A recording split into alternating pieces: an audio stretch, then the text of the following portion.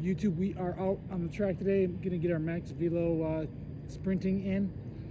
I just finished up some hops, skips, bounds, some plyo stuff just to get a little bit warmed up. And now, actually, the best way to get warmed up for sprinting, I think, is to just do kind of build-up sprints. So we're gonna do some of those, but with our build-ups, just working up to that 100% or all effort, we are going to just do no arms. So I struggle with, like, my upper body's kind of stiff and rigid, and arms are kind of wonky sometimes. So using no arms, I think, is a great way to actually get your torso rotating, because you have to generate that power in the upper body from somewhere else, rather than using your arms. You're going to use your torso to twist and move, because you should be rotating. Sprinting is rotation. Your upper body should not just be stiff and rigid. It should be rotating side to side. So that's what we're going to work on. We're going to arms folded across, kind of like we're hugging ourselves, and just build up gradually that, and eventually we'll be to 100%. So I'm not going to get all my sprints on camera, because again, I can't record and time, but I want to get some times today. I got the GPS on for track and speed again too. So it's nice out finally. Actually, like actually warm morning, sun's out, no wind, which is unusual for the track here. Usually we got at least a crosswind, but don't have to battle that today. So we are going to get going, start with some no arm sprints, and then we'll get on to our regular fly 10s. We're probably going to do a 40 or 2 today too.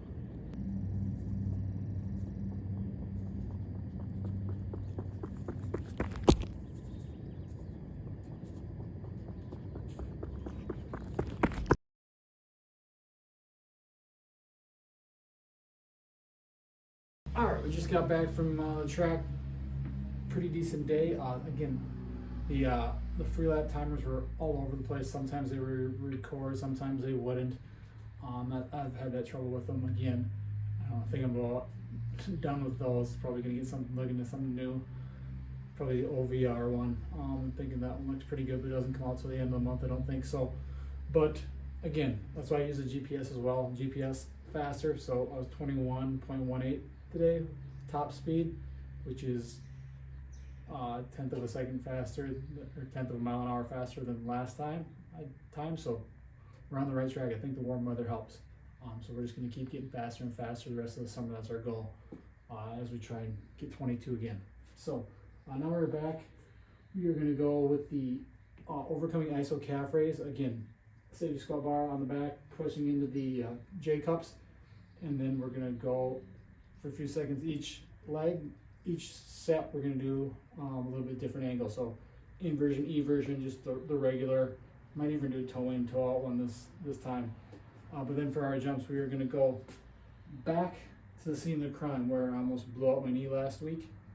I was doing them on the grass. I'm going to do them in here just because the grass is slick and I don't want to put cleats on and then have to take cleats on and off to do the calf raises. We're going to do them in here. But again, returning to the scene of the crime. And when I say the scene of the crime, it's not an actual crime scene, but it's something that happened. It could be something bad that happened to you. It could be, a lot of times it's an injury. I've been through injuries many times in my life, whether it's getting hit with a pitch and busting my cheek, whether it's a few years ago when I had a slight pec tear, drop catch bench pressing, or when I previously when I slipped out on the grass and busted my little toe. You got to go back to that scene. So you got to do those things again, and that's what I mean by returning to the scene of the crime. Do that thing again. So today we're going to do the standing triple jump. So broad jump, one leg land, and try and beat our score, and hopefully not blow out our knee, but it's returning to that. And a lot of times when you do, you're fearful of doing that movement again. Am I going to get injured? Am I going to get hurt again? Am I going to be able to do this? In that fear that it's like a huge weight on your shoulders or in your head. And once you realize, oh, I can do it again, you're fine. It's a lot of times it's that mental barrier that you got to overcome to succeed and ultimately get back to where you were and get better than where you were. So it's returning and doing that movement, or whether it's an injury in the sport or whatever, it's stepping back up to the plate after you got hit in the face with a pitch or whatever it may be, that traumatic experience. You got to return to that seen and overcome it. And a lot of times, most of the times, it is just mental. Yes, some injuries, yes, it takes time to build back up to do it. But then eventually, once you're ready, you return to that scene and you complete it and show yourself and show your mind more than anything that you can actually do it. So return to the scene of crime. That's what we're doing today. And then we're going to do also the side lateral jumps into the forward jump over the hurdle. So been really enjoying those, finally getting some bounce and that rhythm with it as well. So overcoming ISO, we're just going to do regular this first one. Hopefully this is set up right.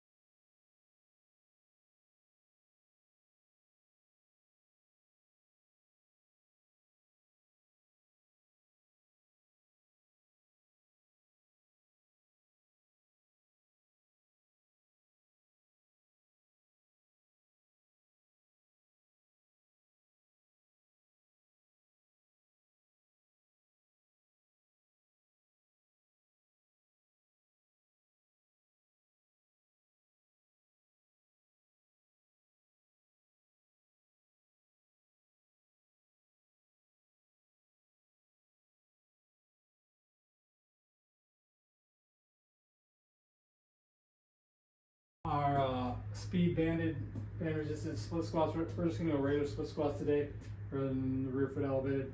So just get under the band, put it down a little bit lower, get some more tension on it. Oscillations at the bottom, just get that bounce, that rhythm, and that deep, kind of like a deep tier plyo, and then just explode up. And we're going to do the lunge jumps to a heighten.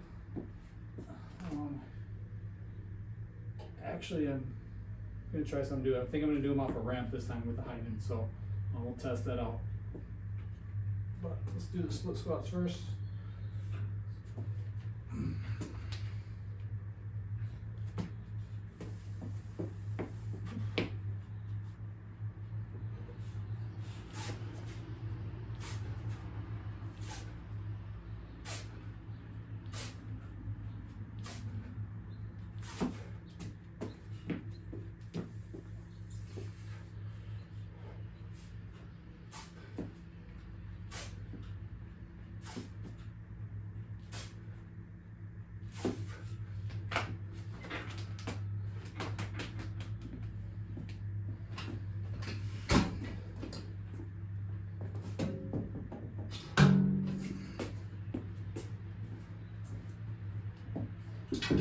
See if we're coordinated enough to do this.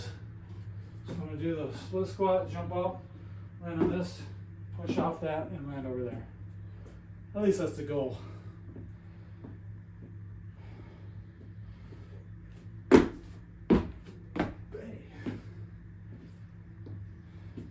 Just gives a angle, a little bit different angle.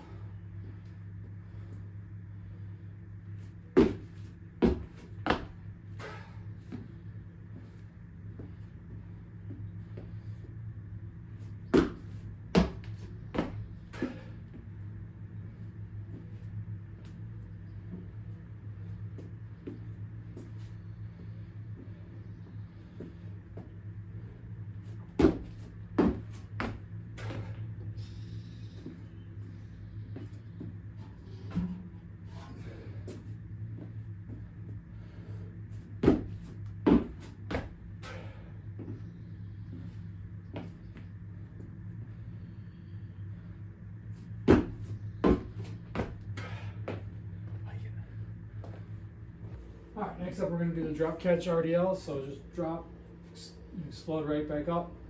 Going fairly heavy on these today, and then we're going to go for our spine movement, we're going to go just a PVC pipe. We're going to press it against the rack and do like an iso hold twist, keeping the legs square or facing the wall. And just work on rotating that spine. So that's what we're doing there. Give you the butt view here today so you can see the sweat stains, if I got sweat stains in my butt crack.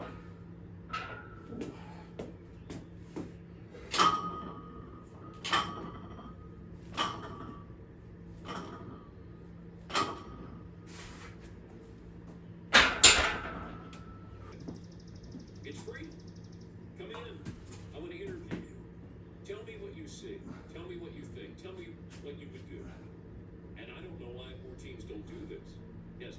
But I think the beauty about Knicks right now, this isn't your dad's Knicks, where James Dolan was just ruling everything with an iron fist. They have Leon Rose. They have a really good front office right now.